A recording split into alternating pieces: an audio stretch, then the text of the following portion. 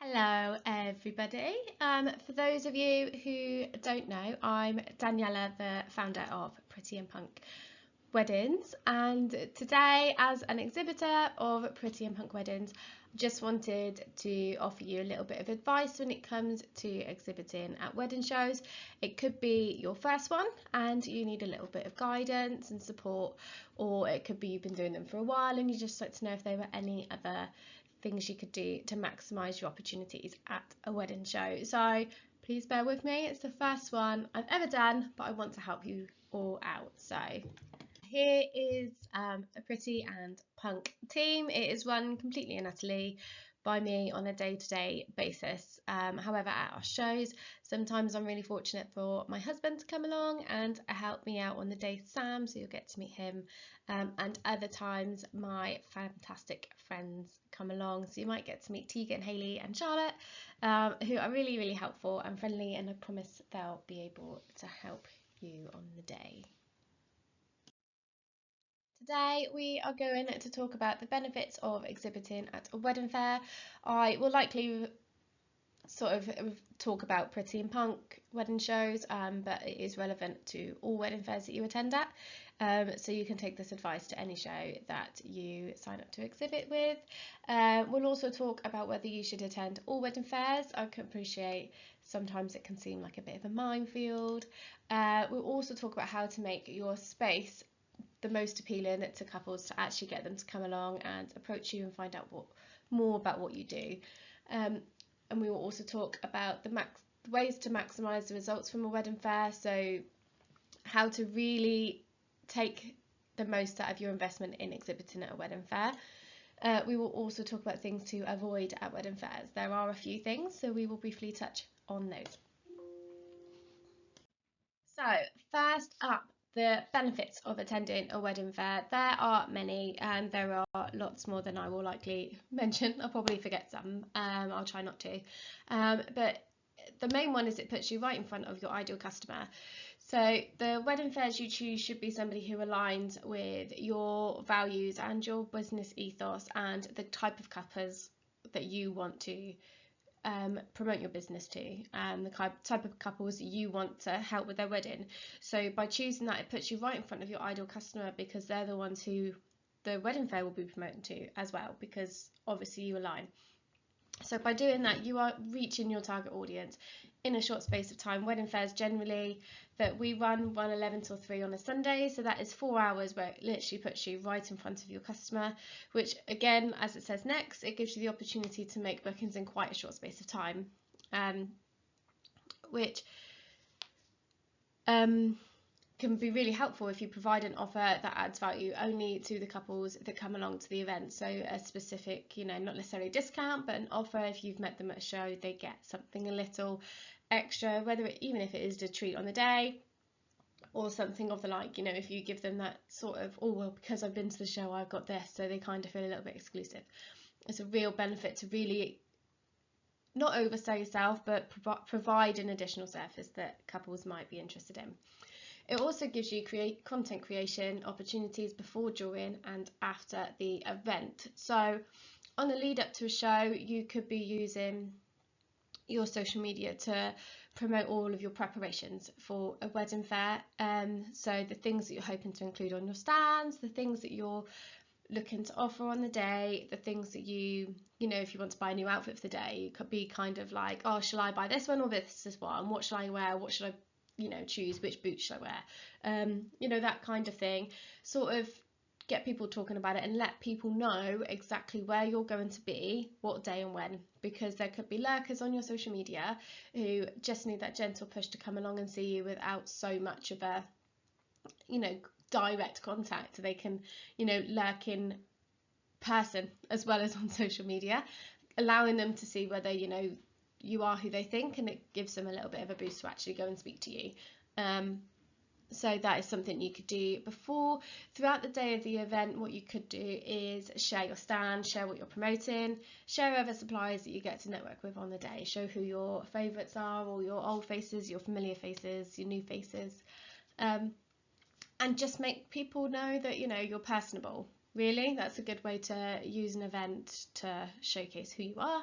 And then after the event, making sure that you're thanking people for attending and meeting you at the day. And then after the event, if you have won a competition, you can announce the winners on your social media, say 3-4 days later, 7 days later, but they have to have given you your social media handle so that you've got them. So that is a good way of just making sure that you're getting that bit of data collection on the day as well.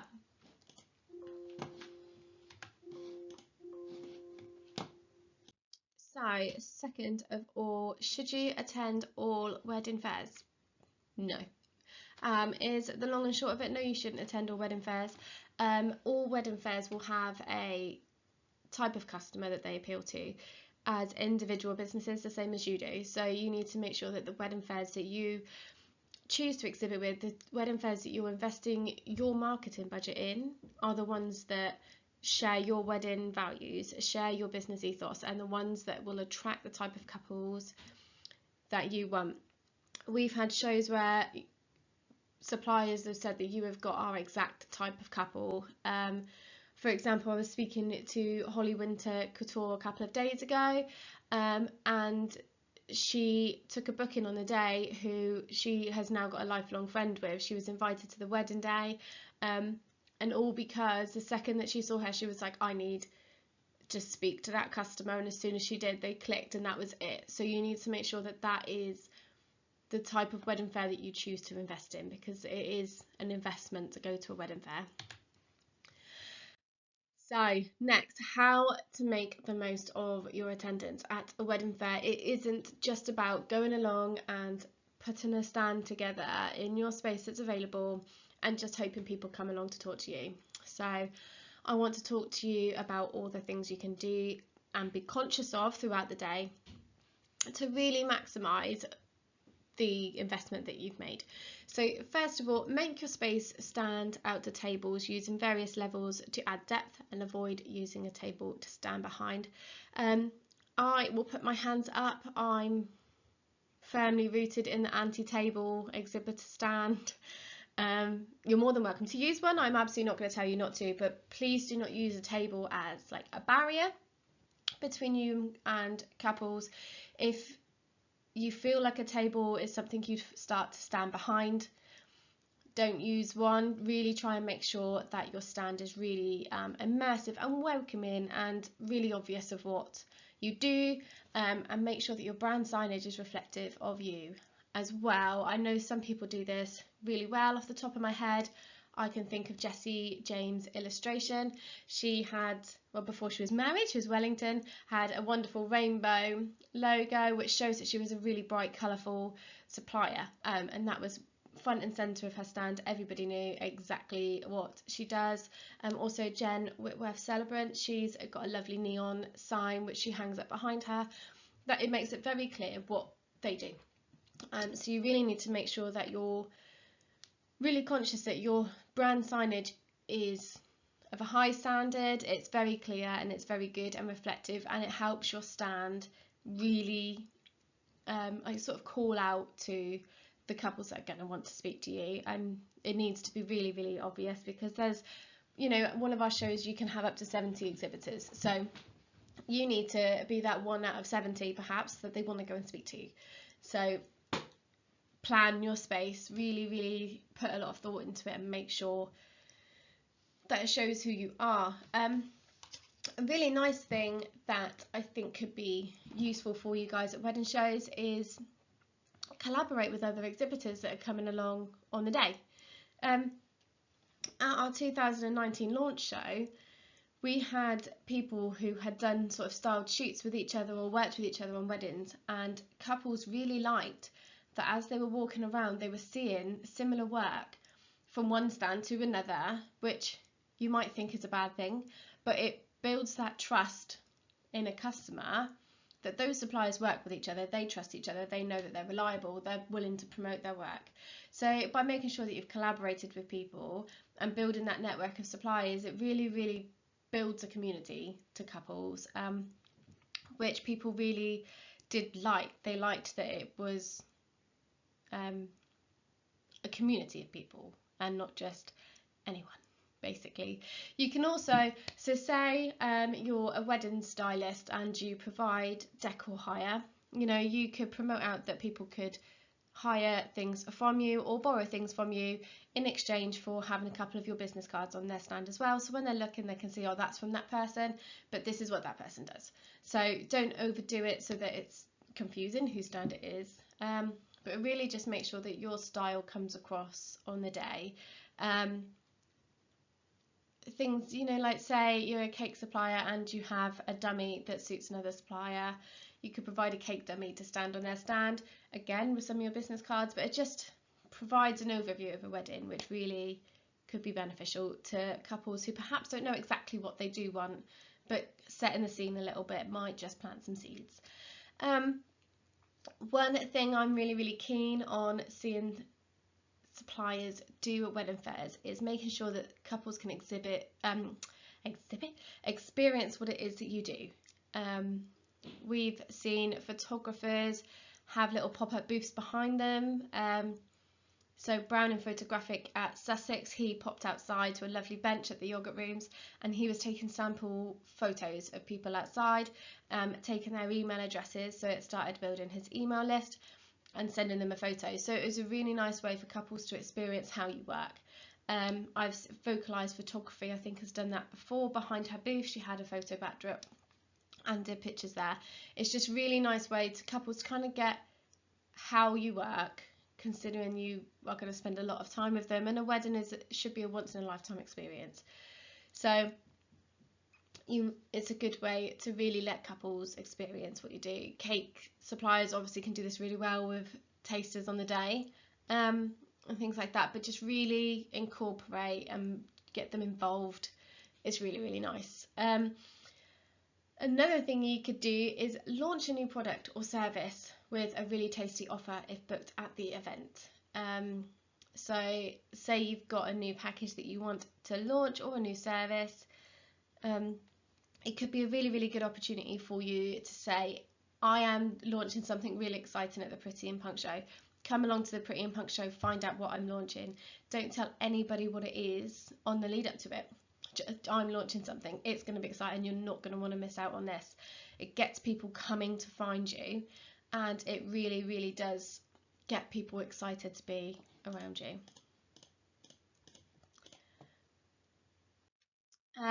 So next, actually be present on your stand. I know that sounds really obvious, but we will talk a little bit about body language and how to be more available on your stand, but just make sure that you don't fall into a trap of, you know, phone scrolling, editing galleries, you know, things like that, or videos. Just make sure you are readily available to answer any questions which you will need to be using your positive body language for. So I will talk a little bit about that in a minute.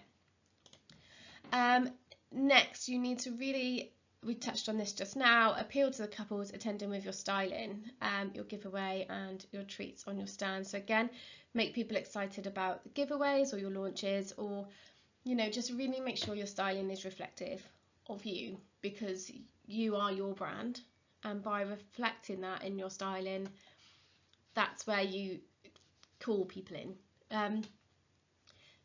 People buy from people. It's, you know, a long standing piece of marketing advice. People will buy from people. So show them exactly who you are. Be unapologetically you, and that is my piece of advice anyway for Pretty and Punk. Just do exactly what you want to do and be. You'll whittle out through the couples whether they're going to like you or love you, but they've got to speak to you to find out, or your styling perhaps will make them go, they're not the kind of couple supplier for me. But it means you don't waste your time talking to people who aren't that interested, and it keeps you open for people who will be interested. So you just need to make sure that you let your personality come out on the day.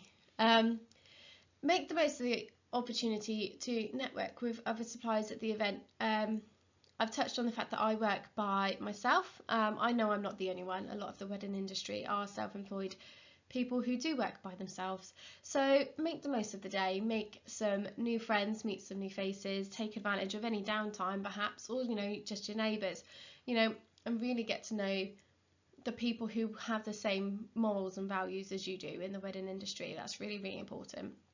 I'll always share the people who are exhibiting in advance, so as long as you're keeping up on social media, you'll see who's going and you'll be able to get a vibe for people you want to speak to, or perhaps approach in advance just to see what their plans are for the day. I'd also suggest taking a friend along. We're all human, so you're going to need to pop along to the toilet at some point. So take along a friend so that you can leave your stand but it's not empty. So just make sure they know about your business and your services, and then have them there ready so that a couple can be helped if they do come along while you aren't there. These are some of my favourite stands. You can see there that Dan Brazier's brought his pop-up stand, makes it really, really obvious what it is he does and who he is. You can see next to it, I think we've got Miranda Ash's stand. She came along to our Hampshire show last year, and what she did was she made people write their own vows on a sticky note and pop it on a board. It made them really think about what a celebrant wedding was, so it really made it an immersive experience for couples to really think about what it is that Miranda does. And some of their vows there you can see to always be silly, which is a really nice way for a couple to promise that to each other. Next, you've got Daniela Pengelly. She brings along a lot of photo albums, and she leaves them open for people to have a look through and see her really authentic, natural style coming through. Here, I think we've got Hannah Laurie Photography on the left. She's got this, it's almost like a photo booth shell that you walk into. So it's like a photo gallery of her images. You walk in and then you look around and see all the images that she's brought along to promote, but it's a really nice experience that you're not just walking past a photographer stand that has an album, which can work, but as she's an alternative, she really wanted to push the boundaries a little bit. So by doing that, she's in her clothes which fully reflect her personality, bright colourful clothes with her beautiful blue hair. So it's a really good way for her to show straight away, I'm alternative. If you're not alternative, I'm not for you, which is great. Next, as you can see, it's the Jessie Wellington illustration sign I was telling you about with their beautiful rainbow. She is a very colourful artist, so you can see all the colour throughout her stand. Her and her mum were wearing the jackets that she's hand painted, which was a great opportunity for her to showcase that she hand paints jackets. I've got a Jessie Wellington jacket, and at 2 shows I've had people asking me about it and where I get it from, so without even exhibiting, people ask me about her. So it's a great way to really reflect what it is you do by wearing it. Like, I don't know if anyone remembers our launch show, I was wearing a fabulous crown from Jamie at the Lucky Sixpence. It gave me an extra foot on my height, which is lucky because I'm Diddy. But everybody was asking me where it came from, because obviously it's not something that I just wear day to day. So just really make sure that you, again, is taking those collaborative opportunities. Share your items around. If you make jackets and accessories, ask people to wear them. I'm sure they're going to say yes. I can't see why they wouldn't. Next, we've got another wonderful celebrant. We've got Michelle, the funky celebrant, who came to our Sussex show last year. Again, a very, very colourful supplier. She's brought along all the colours that she uses in her hand fastened tying cords. She had a broomstick, and she was offering people to jump the broomstick just to see how they feel, and really integrating the services that celebrants offer, which was fabulous. A lot of people were there talking to her for a long time, so it was absolutely great to see that people really wanted to look. And as you can see, she has got different levels throughout her stand. There's no table, which means she can't hide behind it, so people come up to her and she's there at the front and she's ready and she's willing to talk about things. The same with Jessie and Hannah. There's no table, there's nothing to stand behind. She is right with those people with all their open body language. Next, we've got the fabulous Gatehouse Trailer Bar. You can see Lisa's made it really, really obvious what she does with her neon sign that says bar. She's got all the white and grey styling, which is reflective of one of the bars that they offer. So that means automatically people who are looking for that clean white trailer bar know that that's what they offer, that's what they promote, and it gives them the opportunity to be like, you are who I've been looking for. So perfect example of how to include the styling of one of your products. You can see next, I absolutely love this one, Madeline from Being and Bones Design. She is a fantastic example of how to take smaller products, you know, like handbags, shoe clips, things like that, and still have a really, really interactive stand. She again makes use of all the different levels that she's created with different pieces of furniture and plinths and things like that. And she's also got her fabulous backdrops behind her, which were from, I believe, from her own wedding. They're absolutely beautiful, and I'm obsessed with them. So a great representation of how to use different levels and not standing behind a stand, putting everything flat on a table that people can't see, and have to go up and then feel a bit awkward if it wasn't quite what they were looking for. So really trying to showcase straight away before people come up, this is who I am, this is what I do, come and have a look if you want, you know. So, and it's appealing, you know, that you can see all the colours there. You can see she's got a bright pink purse there, she's got her yellow jacket that was featured in Rock and Roll Bride magazine. Lots of fabulous items showcased, as well as photo frames from past couples as well. So it's a really, really great interactive stand. Danny Hollywood scared me on the day. He had his video camera going in and out, and I kept thinking I was getting recorded. But it was a great way to show people that is what it is, you know, that is how a video camera is going to work, so don't be daunted. It's also showcasing his awards there. So if you've got an award, show it off. Tell people you've got an award. It's, you know, it's a great achievement. So tell people I'm an award-winning florist, videographer, bridal wear supplier, suit hire. You know, promote that is what you've got, because people will feel a little bit of prestige by having an award-winning supplier. So he's also got great examples behind him using his TV on display. Of some of his videos that he's got, so it's a really, really great representation. I'm also somebody who really will say, if you have a uniform for work, you don't necessarily have to wear it to a wedding fair, because that's not work, you know. So it is work, but it's not work. So don't necessarily have to wear shirts that have all your branding on, you know, or a jacket. It is a great way to do that if that suits what you want to show on the day. But if you want to show that you're relaxed or you're a chilled out sort of person, you can see Danny's there, he's got jean shorts on. It's unlikely he wears that to a wedding, but he's pretty comfortable. It means he's ready to talk to people, he's in the right mindset too, because he's comfy. I'm pretty confident he didn't wear shoes all day actually, because he had bad feet. So, you know, he was really, really, or flip-flops. So he was really kind of, you know, relaxed, and he showed to people, I'm relaxed. If you want somebody really formal, I'm not for you. Which is great, absolutely great. We touched on the fact that we were going to talk about open body language. I'm probably going to tell you all how to suck eggs, but it is really important to have that open body language at a wedding fair, so people know that you are willing to talk. You know, it sounds silly, but it is obvious.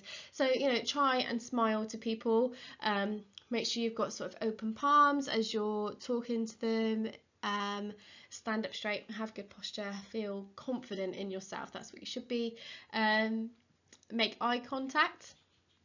That's a really, really good one, because it shows you're listening, it shows you're interested in the things that you're saying. If you're not really looking at them and you're just getting your diary book and not really engaging in how they're talking to you, that isn't going to make you seem very appealing. So just make sure you are making eye contact. Have your arms down by your side, don't cross your arms. Stand up.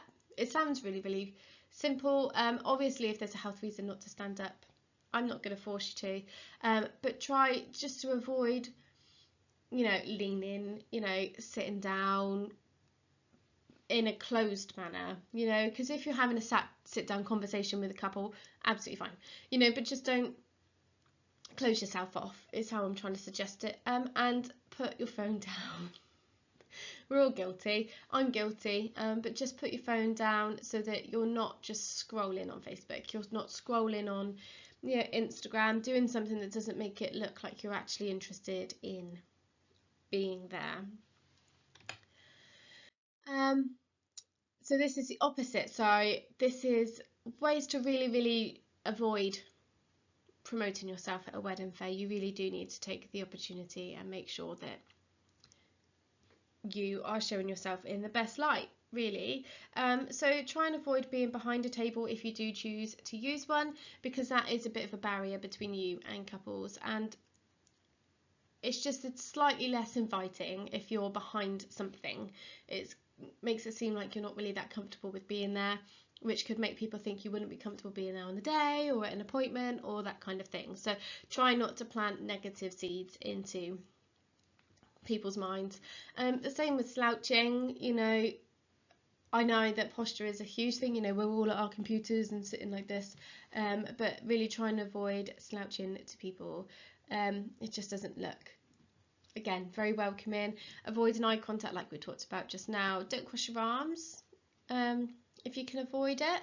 It seems really, it's closed off. It seems almost, I don't want to speak to you. It's almost like that's what it's saying. So really try not to do that if you can. If you don't have anyone at your stand, try not to lean so your back is turned, because one, you'll miss seeing couples that might be interested, who might be looking but hadn't quite approached you, but if you were facing the right way, you could smile and say, come on over, tell me about your day. So yeah, try not to have your back turned to people, and again, like I said, scroll on your phone. Try not to be caught doing that. Obviously, I have said promote on social media, but I don't mean to do that when there are couples there ready to talk to you. The couples take the priority, the social medias don't, and try not to frown. It just looks a bit aggressive. So the timeline, once you've signed up for a wedding fair, once you've signed up for one of our wedding fairs, you will get sent a pre-show questionnaire, which I would really, really appreciate you returning with the answers to your questions, because I do use that information for your social media preparations, for the stuff that you're going to need on the day, and just generally so that I've got a good vibe of who you are, and that I feel like I know you before the show, because I always like to know people. I will also give you a sticker name tag on your table, which I would really appreciate everybody using. Just put your name on it, if not for me, for all the other couples who might not quite catch a name. But it's just really nice to be able to use people's names on the day, otherwise I will revert to lovely. Sorry. So 1 month before a wedding show at the very latest, it would be great to start showing your preparations, all of your exhibitor posts, which you will get sent from Pretty and Punk, and letting couples know where you're going to be on the day of the event. So like I mentioned, you could have people lurking, so it'd be a great opportunity to have them come along. So tell them where you're going to be, but don't tell them once, tell them many times. They may not see that post. Instagram is a nightmare, so just make sure that you are telling people repeatedly where you're going to be and when and what you're going to be doing, and it'll get them excited as well and get them interested and get them to come along. You will also be eligible to use the exhibitor badge from our website, which you should have had the link to, but you'll be able to find it on prettyandpunk.co.uk/media. Download your exhibitor badge and pop it on your website with a link to where you book tickets. By doing that, you just give people that extra way to come along and meet you on the day. 3 weeks before, start mentioning offers that you're going to be promoting. If you are offering an offer, you don't have to. You could mention any giveaways that you're going to do, any competitions, any sort of prizes that you're going to offer, something that people know that it's not just about getting a discount, something that people really need to be involved in and they need to be excited by. So, and know that it's not a standard, it's a prize, it's a win if they do get it. It's not a basic sort of, you'd get this regardless. It needs to be something special and get them really, really excited about coming to meet you. 2 weeks before, start sharing the Pretty and Punk ticket giveaway in exchange for like and comments. So 2023 is going to see Pretty and Punk start to charge couples for attending. There are many reasons for this, but mostly for a bit more commitment of attending. But by doing this, it also gives you the opportunity to have a ticket giveaway for each supplier to promote that they have got a ticket giveaway, and then you guys put the conditions in place for somebody to win a free ticket to come to Pretty and Punk Wedding Show. So make sure you're sharing that, make sure that they've got to like and engage with it, to really make sure that you get some traction for people to know where you are going to be and that they could win a chance to meet you for free. So it's a really great way to do that. On the day, share on your socials, you'll prep for the day. You can set up from 8 o'clock and then the show starts at 11. So you've got that 3 hours to get set up, to start promoting what your stand looks like, what's on your stand. You can start, show samples and go, oh, guess what this is? And then people have to engage with you online as well. So really try and use your socials as a way to get that buzz created, really get couples excited, and really create the excitement about you, not solely the Pretty and Punk show, but about you. That's the important part of it. But also throughout the day, if you have taken pictures of somebody else's stands because you think that they're incredible, or you've met a new person that you've really bonded with on the day because they share all of your same values, take a photo of their stand, take a photo with them, share their tags, shout out about our wedding community. We are a community, and I really would love to see that bond between suppliers. It always gets me really excited. The day after the wedding show, make sure you use your socials to thank everybody for attending who met you on the day, and start adding them onto your sales funnel. If you've got their email, drop them an email as well in case they don't see it on socials. Thanks for meeting you, it's lovely to meet you yesterday. And then start talking about your services and their day, because you'd have spoken to them, you've had questions about their day, bits about them, about their wonderful venues, or anything else. So it's a really great way to use your social media to still talk about the event afterwards, so people know that it was a good event, so that people know, oh, next time I want to go to that one, when's the next one? Really keep that buzz sort of alive for for Pretty and Punk, for you guys if you wanted to come back, which I'd always welcome you back. It's always exciting. I have suppliers who do more than one show in a year and across multiple counties, so it's always lovely to see that people really do buy into that atmosphere and that community that I really want to create. After a wedding show, you will also be given a series of follow-up questionnaires from Pretty and Punk Weddings for some feedback on the event and for information on your sales and your leads.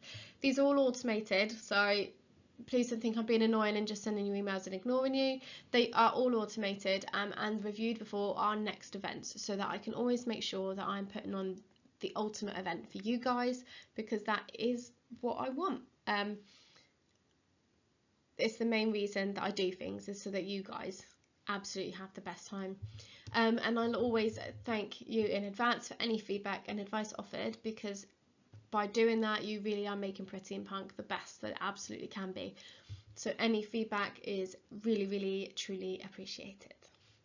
But I hope this has been a little bit of help for you guys. I can't take off it. Yeah. Can you tell I've not done it? So thank you very much. I hope it has been useful for you to hear some advice from somebody who has seen a few wedding shows since 2019. If you have any more questions, or if you do want to know any other things, just let me know. I'm more than happy to help. And as a final message, don't miss out on the opportunity to win a free premium directory supply listing on the Pretty and Punk website. I have introduced this for 2023, and I can't wait to see the people who want to join in, and the stands that they create and everything that comes out of it. So the competition. There are 3 categories, and the 3 categories are the most immersive / interactive stand. So the most imaginative way you can think of to get couples to be really involved in your stand, in your service, and you know, truly get them to remember you. The experience that you give them solely at your stand, that is what that will be voted on. So how you can involve customers the most. So that is going to be quite a fun one. I'm quite excited for that one. The next one is for the most creative stand. So obviously some suppliers it's lended to a little bit more easily, perhaps, you know, the bigger the stand, the more creative the stand. We talked about different levels and different ways to keep your stand attractive to people. That's the kind of thing that will really boost your chances in winning the most creative stand. I will mention though that if anybody has an unironed tablecloth, you will automatically be disqualified. That sounds brutal. I don't mean it to be brutal, but the least you can do is iron what you are hosting in front of people. You're reflecting you, but you're reflecting us also. So please make sure that, you know, everything you bring is in good condition, is neat, tidy and clean, is the least that I'll ask of you. And the third one, I've seen this used as a really, really great fun thing at a lot of supplier exhibitor stands, is the best use of Bonita, our lovely skull logo that you can see on there. We have had Bonita made into a cake topper, which was incredible. That was Beth at Magically Crafted Cakes, and we've seen suppliers really embrace the skulls and decorate their stand with lots of different various styles of skulls and patterns of skulls. So the best use of, you know, her sort of styling to show that you're a pretty and punk supplier, that you've really bought into pretty and punk. I'd be really, really excited to see who can win the best use of Bonita. That's one I'm looking forward to all of them. I love getting to see everybody's stands, but I'd really like to see just that little bit of reflective of everybody. So a bit of us, a little bit of you guys, but really taking the opportunity to maximize your investment, showcase who you are to the best of your ability, to really, really basically create a pop-up shop of who you are and what you do. So that's the competitions, and at each show there will be 3 premium supplier listings offered. So I run 7 shows throughout the year. That is 21 opportunities to win the most interactive, the most creative and the best use of Bonita. So good luck with that. I'm really excited. Thank you again. I hope it was very helpful.